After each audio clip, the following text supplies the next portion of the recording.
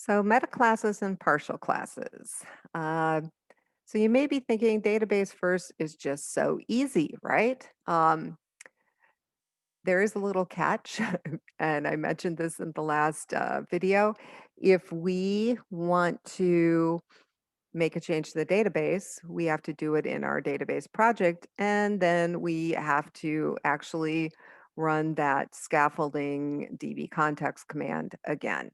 And it will replace all of the entity classes, all the code in there. So if we had data annotations that we added to those files, they would be lost. So there's a workaround for that.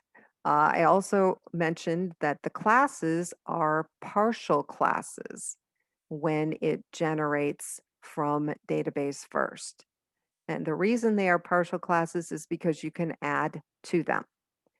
And so we are going to kind of walk through how you need to set this up.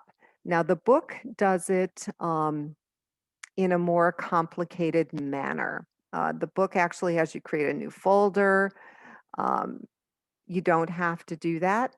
You can actually name the classes partial classes and metadata.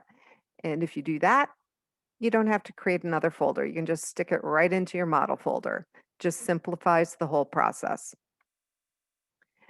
So here is an example. We had a class, a customer and a product class that we wanted to add annotations to. So we are creating this little metadata CS file. And you can see that I created a class called customer metadata and product metadata. And here is the property. I've got 3 different properties in customer that I'm adding annotations to, and I have 1 in product. And there's nothing unusual about these annotations. They're annotations that we've been using for the past couple weeks. So this is in the model folder. Now, to connect this metadata to my actual customer and product class, I create another file that I'm calling partial classes. And in the partial class file, the whole purpose of this file is to connect the metadata to the class I want it applied to. So you can see I'm using data annotation for that, model, metadata type, and then in parentheses type of. This is where I'm connecting it to the metadata. Okay, so I've got customer metadata here that will connect to this little customer metadata class. And I've got product metadata here that will connect up here to the product metadata class.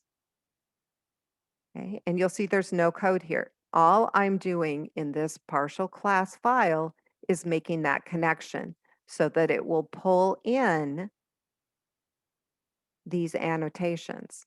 So this is a real slick, easy way of adding the annotations to those database first models that were generated. If I had to regenerate those models, these files would remain intact and they would still work.